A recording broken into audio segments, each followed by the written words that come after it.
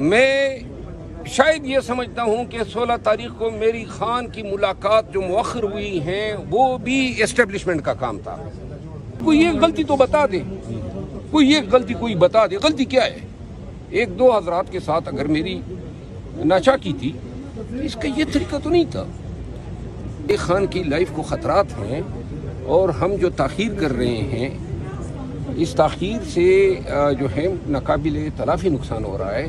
یہ بات کسی کو اچھی لگے یا بری لگے, لیکن میں سمجھتا ہوں کہ پورے ملک میں اور پاکستان تحریک انصاف میں وہ واحد شخص ہوں جو عوام کو نکال سکتا ہوں. لیکن اگر یہ سائیڈ لائن نہ کرتے تو یہ 3 ماہ میں ہم کتنے جلسے کر چکے ہوتے, کتنے پرچے ہوئے ہوتے, کتنی باغم دوڑ اور گرفتاریاں ہو چکی ہوتی.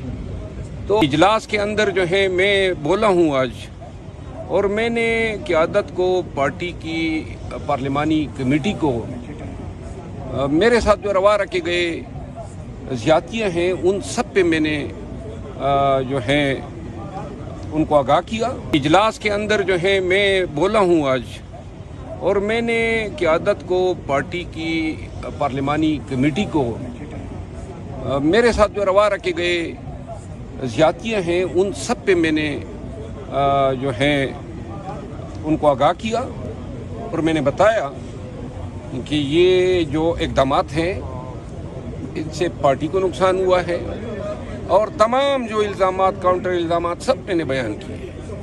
تو بہرحال بڑے تحمل سے سب نے سنا, اور میں نے بھی پارٹی میں اتحاد اور اتفاق کے لیے اس میں اچھی باتیں کہی. اچھا, یہ بتا دیجیے گا کہ آپ پہلے جلسے جلوس کرتے تھے, بڑی تعداد میں لوگوں کو, عوام کو باہر نکالتے تھے, اور جب آپ کچھ عرصہ اسکرین پہ نہیں تھی, کچھ عرصہ آپ نہیں آئے, اور اس دوران کوئی جلسے جلوس اس طرح سے نہیں ہو پائے. اب آپ آگے جو ہے پارٹی کو کنونس کریں گے کہ جلسے جلوس کے لیے اسی طرح سے نکالیں عوام کو؟ دیکھیے, میں نے آج اجلاس میں بھی یہ بات کی. میں نے کہا 3 ماہ میں نے 2 سالوں میں پہلی دفعہ بڑے آرام سے اور سکون سے کاٹے.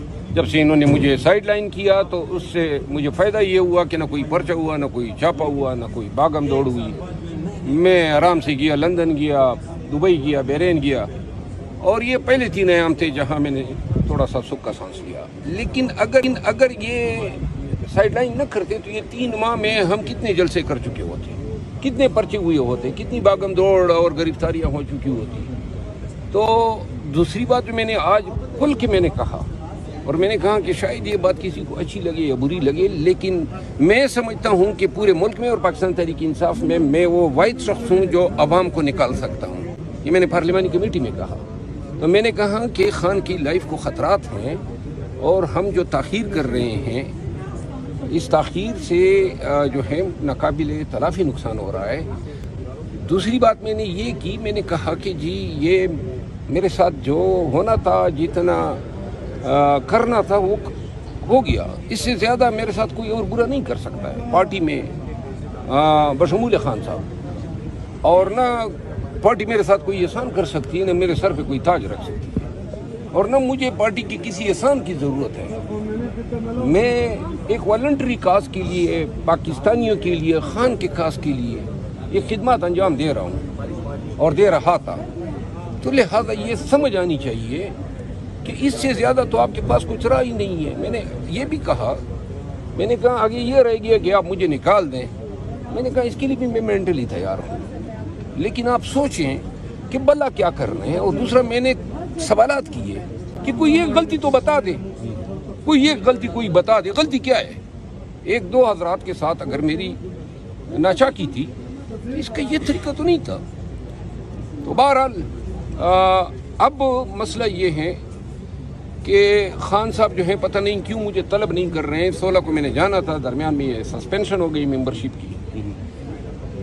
میرا مسئلہ یہ ہے کہ میں اگر اب خان کے پاس جاؤں گا تو میں کیا مانگوں گا کہ جی وہی وہ باغم دوڑ, یہ دکم پیل, یہ پرچے, یہ احتجاج, یہ ریلیاں مجھے دے. تو لہٰذا ایک چیز جو میں نے پہلے بھی کی 9 مئی کے بعد, اور اس کے بعد ریوارڈ مجھے اس شکل میں ملا کہ آج آپ دیکھ رہے ہیں, دوبارہ میں یہی کام کرتا ہوں, اور دوبارہ پھر اس کے بعد حالات تبدیل ہوتے ہیں اور پھر میرے ساتھ ہوتا ہے. تو لہٰذا میں نے یہ چیز کلیئر کرنی ہے پی ٹی آئی کو بھی, اور قیادت کو بھی, اور خان کو بھی.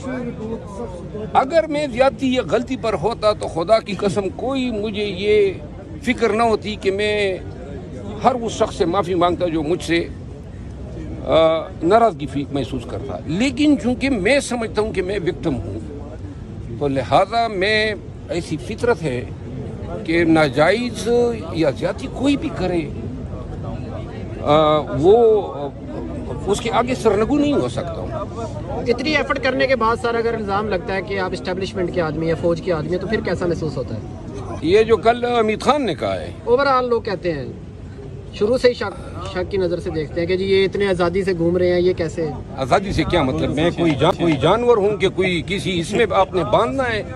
वो सारे ये जो फिर रहे हैं, ये आपको नज़र नहीं आ रहे हैं या मैं नज़र आ रहा हूँ? यानी मेरी क्या मुमासिलत कोई कर सकता है? देखें, कोई और दलील नहीं है। कोई आप शहादत दें, कोई दलील दें, कोई मंतिक का हवाला दें, फलां ने कहा फलां कादियानी हो गया, तो बस जी उसको कादियानी समझो। मैं शायद ये समझता हूँ कि 16 तारीख को मेरी खान की मुलाकात जो मुअख्खर हुई हैं वो भी एस्टेब्लिशमेंट का काम था, क्योंकि मुझसे तो सबसे ज़्यादा तकलीफ मुझसे है।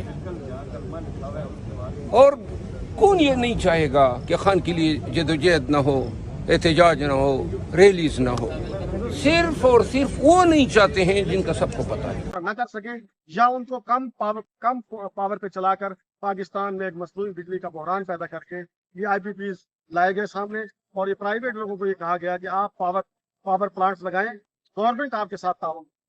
उस वक्त 4-5 करोड़ रुपए में लगाया गया एक पावर प्लांट, इसमें से सेठ साहब ने 1 करोड़ रुपए दिया और 4 करोड़ रुपए बैंक ने कर्जा दिया, 5 करोड़ रुपए में पावर प्लांट लगा। और उस पावर प्लांट के जरिए अब तक वो 5 करोड़ की इन्वेस्टमेंट वाला पावर प्लांट पाकिस्तान की आवाम की जेबों से 5000 अरब रुपया एक प्लांट लूट। इसके स्टेक होल्डर्स कौन है? जो मतलब 1994 में IPPs बना, उसमें उसको बताया गया कि पीपल्स पार्टी नून लीग केस में शामिल है, जो स्टेक होल्डर्स है वो कौन है? स्टेक होल्डर तो सारे ही हैं, जो पीपल्स पार्टी के लोग शामिल हैं, नून लीग के लोग भी शामिल हैं, उसमें एस्टैब्लिशमेंट के लोग भी शामिल हैं, उसमें दौलत बेसी के लोग भी शामिल हैं, ये सारे स्टेक होल्डर हैं। और सारे इन्होंने एक क्लब बनाया। ये हीटरों का एक टोला है जो पाकिस्तान की आवाम का खून नचोड़ रहा है, जिन्होंने घेरा डाला हुआ है। जिस तरह आप जंगल में जाए ना, एक अकेला इंसान 6 गिरोह घर पे चढ़ जाए, वो उससे घेरा डाल के उसकी बोटियां नोचते हैं। ये पाकिस्तान की आवाम की इसी तरह बोटियां नोच रहे हैं। आप ये देखें कि एक पावर प्लांट 745 रुपए पर यूनिट बिजली पाकिस्तान को दे रहा है, 745 रुपए पर यूनिट। और आप ये देखिए कि 2 पावर प्लांट शहबाज शरीफ के अपने बच्चों के हैं, एक पावर प्लांट एस्टेब्लिशमेंट का है। इसी तरह अब मैं आपको क्या बताऊं, यानी ये पाकिस्तान के साथ ऐसा सुन का निजाम करवा रखा हुआ है कि हम जो कुछ कमाते हैं शाम को बिजली के बिल के माध्यम से दिया, फिर ये कहते हैं ऊपर से टैक्स दो, ऊपर से हमारे ऊपर। अब मैं आपको बताऊं, मैं वकील हूँ, अदालत में जब हम कोई दरखास्त लिखते हैं तो उस पर 10 रुपए का टिकट लगता है। इन्होंने वो टिकट बढ़ाकर 500 रुपए का कर दिया है। यानी ये चाहते हैं लोग इंसाफ के दरवाजे तक भी ना जा सके। यानी एक दावे पर जो 20 रुपए का टिकट लगता है, 500 का टिकट लगेगा। पहले 10 रुपए का टिकट लगता है, 500 रुपए का टिकट लगेगा। यानी इस कदर ये सुन का निजाम इन्होंने बरता कर रखा है। और इनसे पूछो कि तुम्हारी कारकर्दगी क्या है, तुमने आप पाकिस्तान पे 40 साल हुकूमत करके पाकिस्तान की आवाम को क्या दिया है? तो ये कहते हैं तुम गद्दार हो। भाई हम गद्दार है? गद्दार तो तुम हो, जिन्होंने इस धरती माँ को लूटा है, जिन्होंने मेरी माँ के आंचल को नचोड़ा है, जिन्होंने मेरी माँ का खून किया है। गद्दार तो तुम हो। मैं कैसे गद्दार हूँ? मैं तो इस मुल्क को टैक्स देता हूँ। मैं इस मुल्क में बिजली चोरी करने को हराम समझता हूँ। तुम चोरी के बिजली घरों में आज तक बैठे हो, तुम्हारे घर की बिजली आज भी मुफ्त चल रही है। तुम तनख्वाहें अलग लेते हो, बिजली मुफ्त अलग लेते हो, गैस मुफ्त अलग लेते हो, इसके अलावा पेट्रोल अलग लेते हो, गाड़ियां अलग लेते हो। इसके बाद तुम्हारा पेट भरता, तुम्हारा पेट कब्र की मट्टी भर दे तो भर दे। पाकिस्तान के वसाइल अब खत्म हो चुके हैं, तुम पाकिस्तान को निचोड़ के खा चुके हो, लेकिन तुम्हारा पेट भरने में नहीं आ रहा। मैं आपको बताऊं, अब आवाम खड़े हो गए, बेदार हो गए, ये तुम्हारा पेट फाड़ के हराम का लूट बाल का पैसा निकालेंगे। बहुत